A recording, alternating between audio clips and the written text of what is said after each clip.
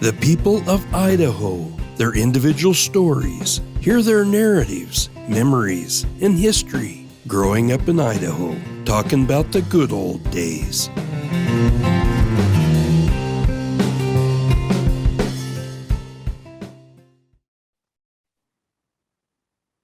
Everybody's okay to record, aren't you? Okay. As long as I don't say any swear words, I don't want those recorded. You don't? Like we said, Mom, you can just blame it on your mother. Grandma Henry's fault. That's right. So what I'm going to do is share my screen and I'll just jump into what I've got. Let me give you a little history of what the reason that I even wanted to start with Robert and Anna. I've been interested in them ever since I saw a little blip of their life history, or part of their life history, moving from Kansas to Idaho. And they were pioneers. And so I, did like a lot of people, and I just jumped into finding more information. And so I just wanted to share what I've collected, the things that I picked up and know. And as we move along, you'll see it'll all hopefully make sense to you. Let me share my screen. Can you see that? Okay, to start this off, I've gathered a few pictures, and these pictures, if you want to pull up the ones where I copied these from, these are located on Family Search under Anna's information on the family tree. And so in this first picture, you have Anna's brother, William Handy Lile, who is William and Angeline, their son. And then Anna, our grandmother. And then Which one's Anna? Anna's the one right here. Can you see my cursor? Yeah. That's Anna right there. Yeah. She looks like Julie. Yeah. Yeah, you can see some family resemblance there, can't you? Yeah. And so Sarah That Angeline hairdo would Parks. look good on you, Julie. Yeah, there you go. Julie, go down to the beauty salon and get your hair done just like that. Sorry, Jeff, I interrupted you. That's okay. Maybe I should grow out a mustache by like Williams there. I think you should, Ryan. That would look really good. And wear your hat backwards. Yeah, Just to keep up with the modern style, of course. that's right. So and then Sarah Angeline Parks is the mother of Anna. And that's her. She looks like a little old lady you wouldn't want to mess with. She looks like Grandma Hicks. Yeah, she. No relation. That's not a bloodline, but And then this lady off to the right here is Lucy, and it's my understanding she is a sister or sister-in-law. I'm not sure which. Okay. So I wanted to give you a little background on William Henry Lile. He's the father of Anna. He was a Confederate soldier. He and his brother signed up for the Confederacy. They were living in Missouri, the Schuyler area. And they both got captured at different times. And William was sent off to Alton Prison in Illinois, one of the worst, most horrible places on the face of the earth during the Civil War. And there were all kinds of horrible things going on in that prison. It wasn't really fit for humans, from what all the research I've done. And a lot of the prisoners got all kinds of diseases stuck there, and many of them died in prison. So apparently the Confederate soldiers who were captured had the option to take an oath of allegiance to the North in order to get out of prison. If you did that and promised not to fight for the South any longer, you could get out and go home. And so that's what William did. And my understanding is he walked home to Missouri and the trials and tribulations from prison and the walk home caused his death. He died shortly after getting home. Wow. How far was it? Well, from Illinois to Missouri, Mom, I think is probably 800 miles or so from what I And could you tell. walked all that way? It's my understanding. Yeah. Wow. Yeah. Nobody, I mean, the war was going on, and so he had to deal with that. But because he had given an oath of allegiance, I don't know how that would work if you got caught by any of the Confederates. But anyway, that might be something to look into. So this is another picture of the people. Henry, this guy right here was one of the sons, Anna's brother. And there's Grandma Sarah again, real mean looking lady. she didn't put up with any BS from anybody, I'm sure. And then this Lucy, her last name, Lucy's last name is Lord, and that's what leads me to believe she must be an in-law. Could be. And then there's Anna again.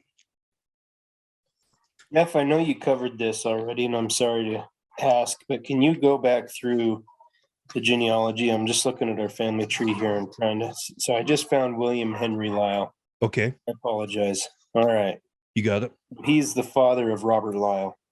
Yes. Okay, we're good. I'm with you now. Yeah. William Henry Lile is the father-in-law of Robert. So this is Robert Hicks right here. This guy with the curly hair and mustache. Yeah. And this is his brother. They think that that's Smith Hicks.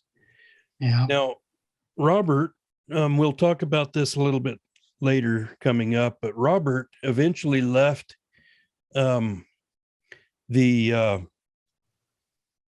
he left the Camas Prairie and moved north to Pomeroy. And it's my understanding that his brother went with him.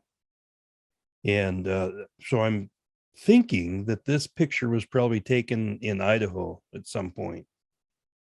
Well, that would have been later, though. Yeah. Victor, Robert's son, Victor, my grandfather, Yeah. if I understand it correctly, he went over to Pomeroy first Okay. and settled, and then his dad followed him later. And That's good to know, perhaps- Dad. Yeah. It's part of the timeline. That makes sense. I have a little story about Victor when he went to the Pomeroy to tell you when the time comes. Just let me know. Okay. Sounds good. Okay. Did you kick me out? Just kidding. Sheena, Yeah, did the thing turn off on you? it did. Well, You're I'm back. glad you got back in. I wondered where Yes. you went. Hi, Sarah. I kept trying to get in and it wouldn't let me, and then I realized that my Zoom had offloaded and I had to go back and load the app again. I'm sorry, hon. So we're just starting off on our little slideshow here, and it's Okay. recorded. So if you need to, you can go back. Okay. Okay, so Robert and Anna got together and had a couple of kids, and then in March of 1881, for whatever reason, they decided to move west. And I'm sure that Where were they in this one, Jeff? they were in Kansas, living right around Lynn, Kansas, Okay. Linn. And that's where Jacob, Robert's father, lived. Robert, Yeah. Jacob Hicks, Yeah. the father of Robert.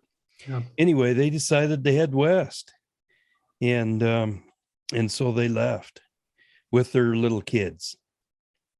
And this is, as far as I can tell, this is one of the trails, or maybe they used a combination of a few of these, but these are the most popular trails that pioneers used as they were moving west. And so this is the Kansas territory right here, and Lynn, Kansas is right in this area, just across the border from Missouri.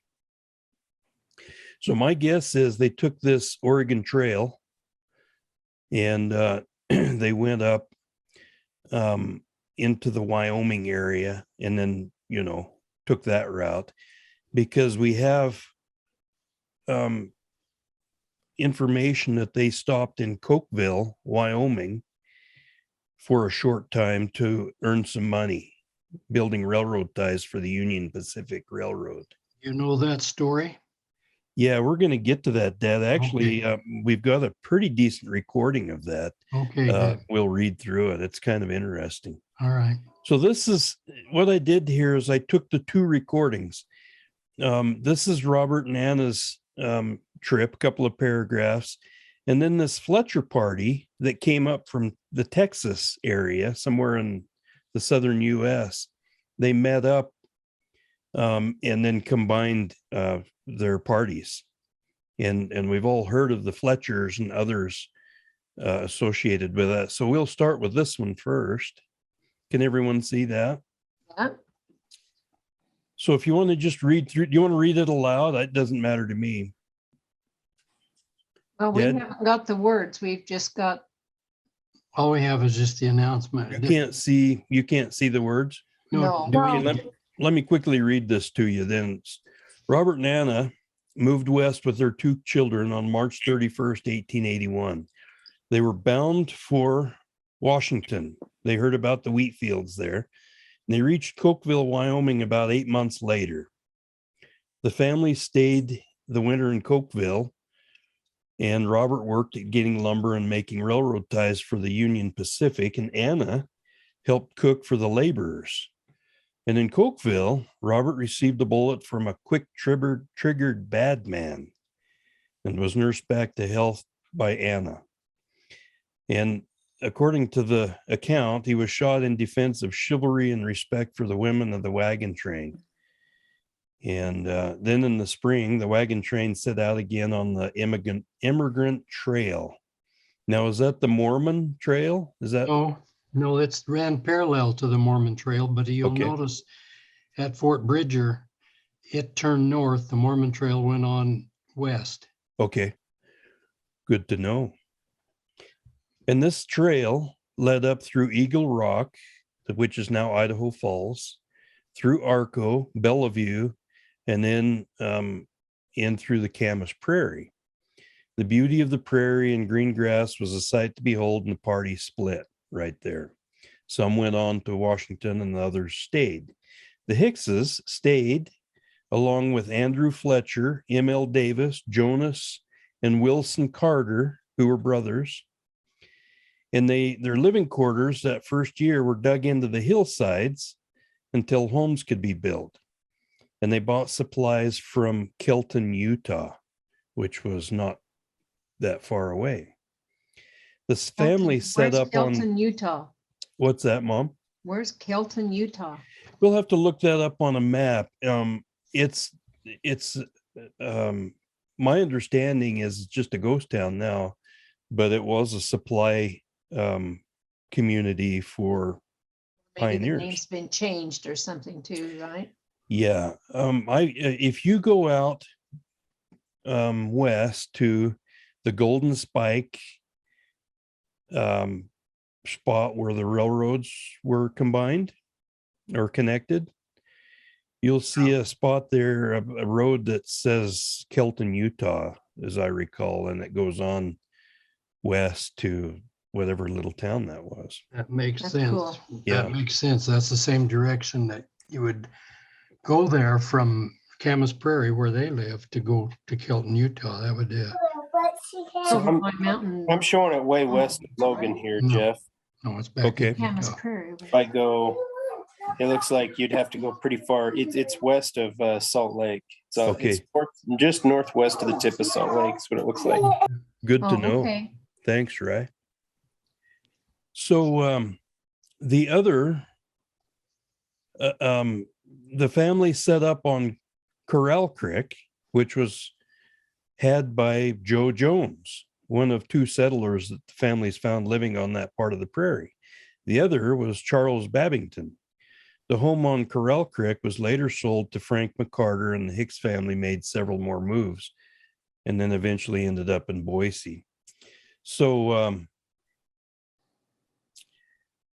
close that. That's a quick side note. Yeah. One of Robert and Anna's daughters, and I forgot which one it was married to a Fletcher. I think that was it oh golly, I Might have can't been remember her Myrtle. name. Myrtle?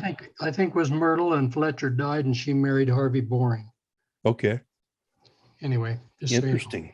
Yeah. And it's my understanding there's still some Fletchers in that area, and I noticed some Fletchers living in the May Valley too, up above Pissimiroy. Yeah. Let me read just a little bit from this other thing here. This is an account taken from a guy named Nan Reedy and Lena Rice. They call it the Camas Prairie Lasting Legacy from 1890 to 1990. So I just pulled some information from this article.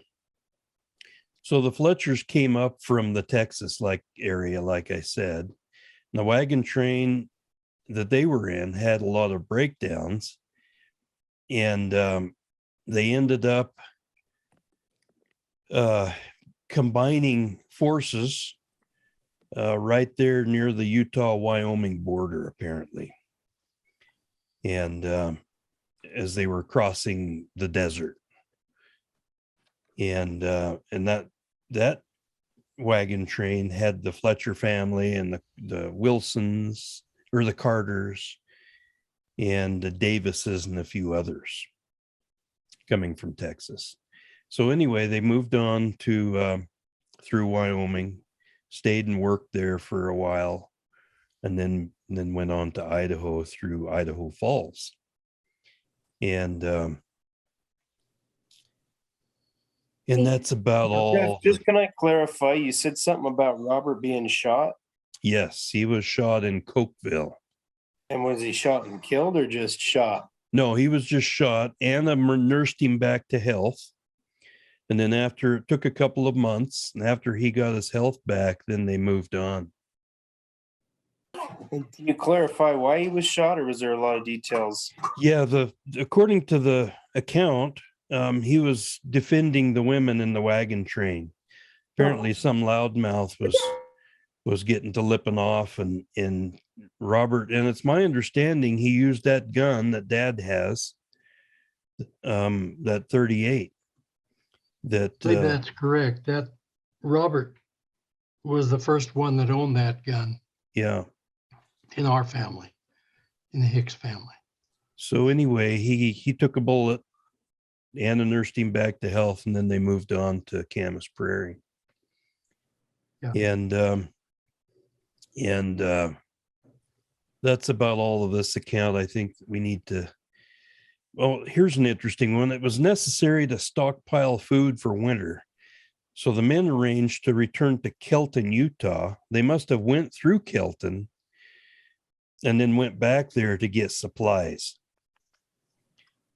And apparently the Kelton was where the railroad at that time ended up. And it says John Haley, whoever that is, had a good stage road from Kelton to Boise, and freighters made well-developed roads into the mining areas through that area. And here's another interesting one. It's generally believed that Ida Hicks, daughter of Robert and Anna, born in 1883, was the first white child born on the prairie. Ida's brother Victor was born in March of 1885, followed by Harry H. in 1888. Victor is your great grandfather. Yeah, that's right. And he was just the brother right behind Ida. I believe that's true. Yeah. That's interesting. And they Yeah, that's how mentioned it that. shows on the family tree. It goes Ethel, Ida, and then Victor. Okay. Good to know. All right, I'll close that. Get back to the next slide. So, Jeff, can I just ask a clarifying question? This is, again, probably really obvious, but there is a whole plethora of children between, it looks like Anna and Roberts. So Yeah. just to clarify, these are all, that was a pretty large family. Yeah. They had, I think, 12 kids. I remember And one some one of them died at birth, and then the rest of them lived. Does that sound right, Dad? Mini and I- Hicks. I'm old enough to remember several of those kids. One time after Victor died, that summer after Victor died, we had a Hicks reunion up at Redfish Lake. And some of those people there, Uncle Harry and Uncle Orly, well, the list goes on and on. I'll talk more about that later. Okay. Yeah, that's interesting stuff. And so they ended up, apparently, just so you know, there's 2 or 3 Camas prairies in Idaho. There's Big Camas Prairie that's right there where our family settled. And then just a bit west of that is another Camas Prairie.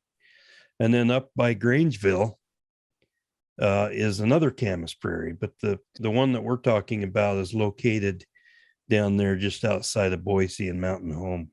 Yep.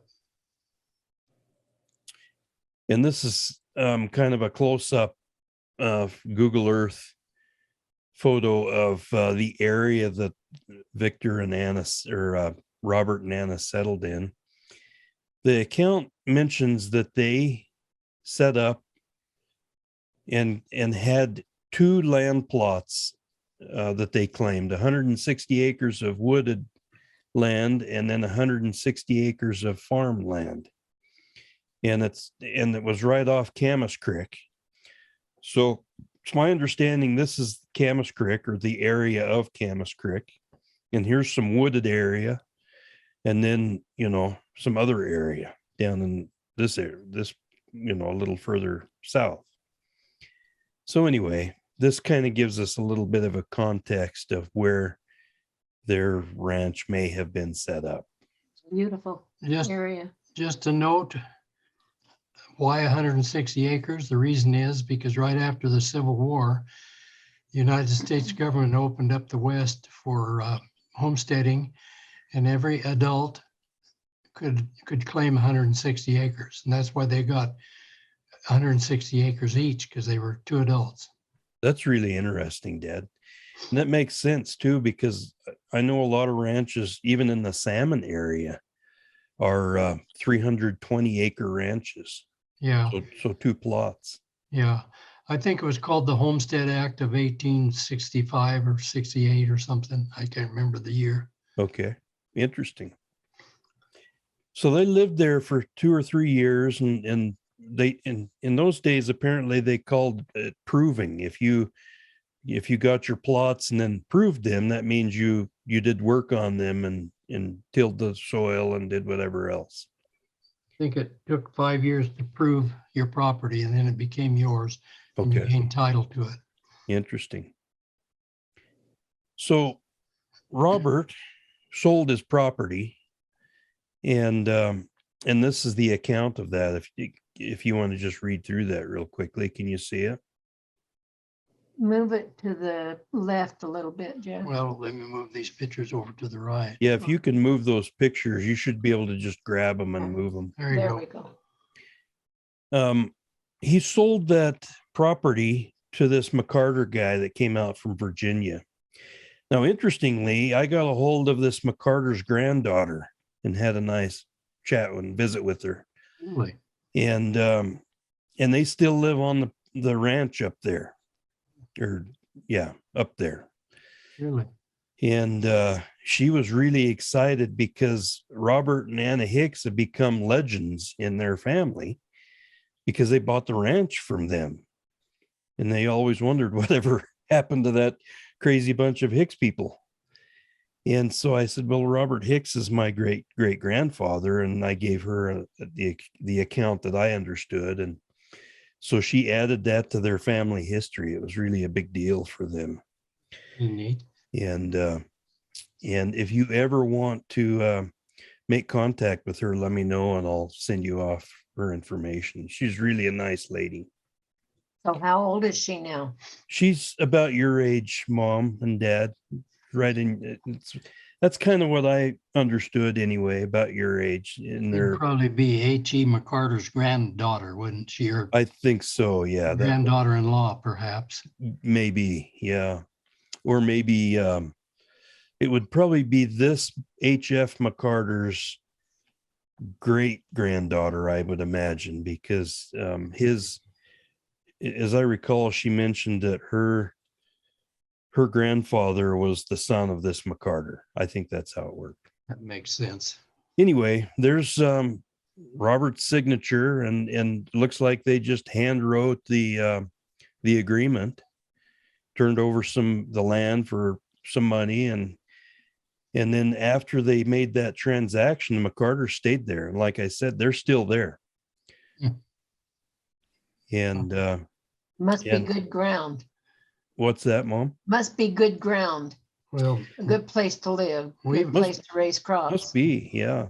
we've driven through on our way from Salmon to Boise through that Camas Prairie country many times. And Yeah. it's a big, long sloping alluvial fan that comes down off the mountains. Uh-huh. And it's topsoil and creeks running down out of those It's mountains. beautiful. It's a beautiful place. That's interesting. Well, I think I'd like to take a ride up there because I don't remember that place at all. And it'd be fun to take a look at I it. don't think we ever stopped. Yeah, we just drove on We through just it. drove Well, on it's- through.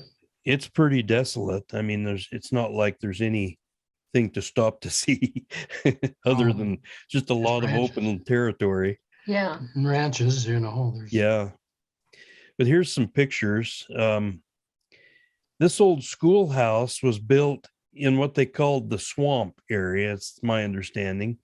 And I have a record that shows Victor and Ida, I think is who it was, going to school here. And after they sold their ranch to the McCarters, they moved to what they called the swamp. And this is where the swamp's at. Okay. And they lived there for until who knows how long. I don't know. Until they moved north. North or of Boise. wherever. Yeah. And this bottom picture here is an old abandoned farmhouse. I just grabbed it off the internet. It looked interesting. Okay. cool. And that's the end of the slide. But like I said, I think it's really interesting to talk about these things and to get to know the stories. Like you mentioned, Ryan, things weren't easy, and these people who moved west had problems. And like, the account of Robert getting in some kind of a gunfight with this guy. We don't have the full story. All we know is that he was shot and had to be nursed back to health. And that he was trying to protect the women. So that, I guess that tells a little bit about his personality maybe, and the fact that he was defending women. You want to hear the story about how Victor got to Pacimaroy? Yeah. You know that story? No, let's hear it. Well, when he was just a young guy, I don't know, 18, 19, 20, somewhere around there. I don't know how old he was, but he was just young. He got tired of being in the Camas Prairie with his family. And so he saddled up his horse and gathered up his things, and he rode over the mountains and down into the Pacimaroy Valley. And on the way there, a band of Indians on their little Indian ponies took off chasing him. And he just kicked his good saddle horse into gear and rode away and left him, and they couldn't catch up with him. And he rode over into Pacimaroy and went to work on some of those ranches over there. And that's where he met your great grandmother, Clyda Walker. And they ended up getting married.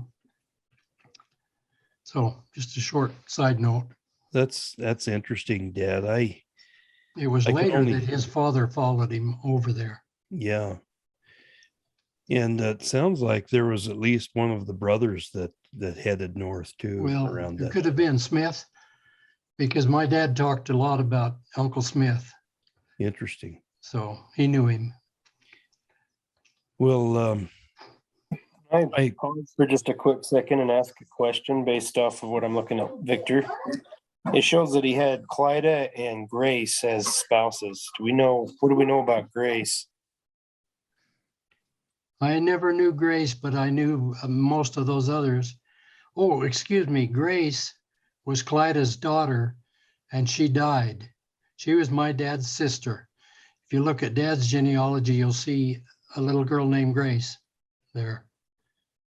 And in fact, I I think just wondered why she was under his records as a spouse, that's all. a spouse he- to who? Yeah, Grace Ellen Wages, it says, as his spouse underneath Clyda Walker. So Oh. Dad, after Clyde had died, did Victor get remarried? Yeah, let me tell you that story. The Grace I'm referring to is a different person. Okay. I remember Ella, which was my grandfather Victor's wife. I didn't know Grandma. I didn't know Clyda, or not Clyda. Yeah, she died before I was born. She died in 1940 or 41, and she's buried there in Salmon next to Victor. Ella was the grandmother that I remembered, and she outlived Victor and lived in Salmon. She's dead now, and I suppose she's buried there somewhere. But I remember her, Ella Walker. Oh, is that her Ella name Hicks. was Grace Ellen Wages, Dad? Is that who you remember? Yeah, as we Grandma called her Ella? Ella. Grandma Ella was what we called her.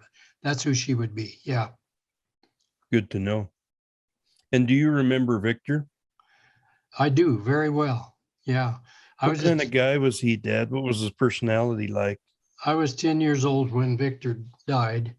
And the best memory I have of him is we all went picking choke cherries one time.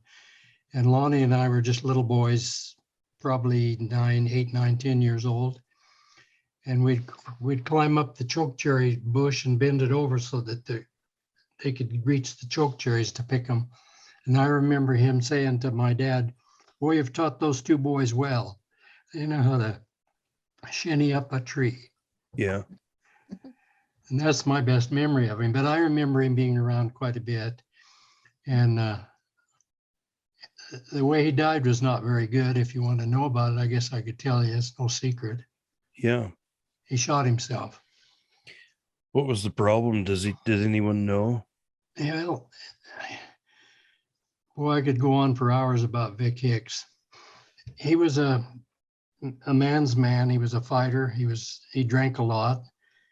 And on one of his drunks, he just come home from, and you know, how drunks sometimes do stupid things. And he shot himself with a 32-20 rifle that he had. And I was about 10 years old when that happened, and I still remember it. My dad had a million stories, and sometime when we're all together, I'll tell you some of them about Vic. Just one really quick one. One time, my mom and dad came out of the smokehouse. It's not even there now. And there's this drunk guy walking down the street, and he bumped into Mother and about knocked her down. And Dad grabbed him by the arm and said, "Hey, be careful." And the guy started smarting off at Dad. And right at that moment, Victor came walking out of the smokehouse and saw what had happened. And he grabbed that guy and beat the crap out of him and drug him back into the bar and stomped him down. But on those bars in a saloon have a footrest bar at the bottom. He stomped him down in there, and then he reached in and got his wallet and put all his money on the counter and bought drinks for the house till the money was all gone. So that's the kind of a guy he was. He wasn't anyone to mess around with. So he was really charitable. Oh, yeah. Yeah. Well, that's just one story. I could tell you a dozen more, and sometime I will. Well, on one of these little meetings we have, let's just talk about those stories. That'd be fun. Okay. And I'll grab all the pictures I can find, and we'll just go through them at that time. Looks like Patty's just connecting with us here. Good. Hey, Patty. But Patty, we just got through our little slide presentation and talked about some of the travels of Robert and Anna. And I'm recording this, so I'll put it on my YouTube channel and so you can see it. But anyway, does anyone else have anything they want to bring up? Let me just make another comment. Okay. I have not only stories about your great grandfather Vic, but also your great grandmother Clyda. So when we do that episode, I got stories on both of those people that I could share with you that will just make you marvel what kind of people they were. That sounds really neat, Dad. If you want, we can get together and you can relate those stories. And then I've still got Grandpa Hicks's life history. I can pull some of the stuff out of that he mentioned about his dad and mother that might be kind of fascinating. Yeah. Be fun Good. to talk about. Well, okay, let's end this. I just wanted to say I appreciate everybody coming on and visiting for a few minutes. I really value these family history discussions. I grew up listening to Dad and Grandpa Hicks talk about stories, and I think that the most interesting thing about genealogy to me are the stories. And I want to make an oral history of our family, and this is one way we can do it. And we can all kind of contribute to that. So anyway, I appreciate you jumping in here. We appreciate Well, what this you- has what been you're- awesome, very informative. Well, When can we do the next one? I'm gonna try to do them every second Sunday of every month. Does that sound okay? Yes, Yeah, that we'll sounds make it great. work. 6 to 8. Yeah, That sounds good. 6 Yeah. to 8, 7. whatever time works best 7. for everyone. Oh, no, Usually seven- It was 7 7 to to 8. 7 to seven. 8, 7 would 7 to probably be 8 a little on better. on today's Yeah, deal. 6 a But little early. Let's do 7. okay, sounds good. Well, the next one, Dad, do you want to talk about Victor and Clyda in our next family session? Yeah, I would like to do that. Yeah, I have a And lot of good memories. I of was thinking we could start compiling information on the King family. And that's kind of intriguing to me because I don't know a lot about the King family. Well, neither do I. And so Well, we'll learn together. We'll do some research and But I do figure. have some on my mother's side that I have. I did when I was doing the research when we lived in Salmon. I have stories of the land they owned and things about them. So Interesting. I ought to get that to you, Jeff, because you could probably put it in these Yeah, types of things and learn more about these people. That I'm still sounds trying good. to find my grandmother, Florence. My mother's mother was a writer oh, in New York, and I've tried to connect somehow to her obituary gives the company that she wrote for, but I can't seem to get, I don't know where to go, or it doesn't come up, or, send me her information and I'll find it. I have sources. okay, that'd be awesome. That'd be What was really her last interesting. name? Harris, she married a Harris, So we or probably Thompson. need No, she's the Thompson. Her mother was the Harris. a lot of those writers wrote under pseudonyms or pen names. And so it's possible that was the case, and we'll just need to do some research. But I thought it'd be neat find to it. get some of her writings. Usually they save those things, don't they? Or Yep, they do. It's recorded somewhere. So Okay. that'd be interesting. Well, okay, everyone. It's nice to see you. Love all of you. Well, this has been awesome, Yeah. Jeff. Thank you so much. You're welcome. I appreciate Thank you, Jeff. You're welcome. Now, everybody's coming to our house for prime rib this next week, aren't we? Friday. Yes, Friday. Okay. Okay. All right. See you all. Awesome. We'll We see love ya. you. Love I wanted- you. Hey, sorry we came on late. We had Ashley here and the kids, and we'll try and be on time next time. No problem, Pat. Hey, that's That's just okay. fine. So you say you have a recording of this though, and Yeah, I'll put it on YouTube and then send everyone the link. Okay, thanks, Jeff. You're Thanks, welcome. Jeff. Love you. Love Love you you too. We'll guys. see you Love you later. all. Thank you. See you, Bye-bye. Sarah. See ya. See you, Bye-bye. Julie.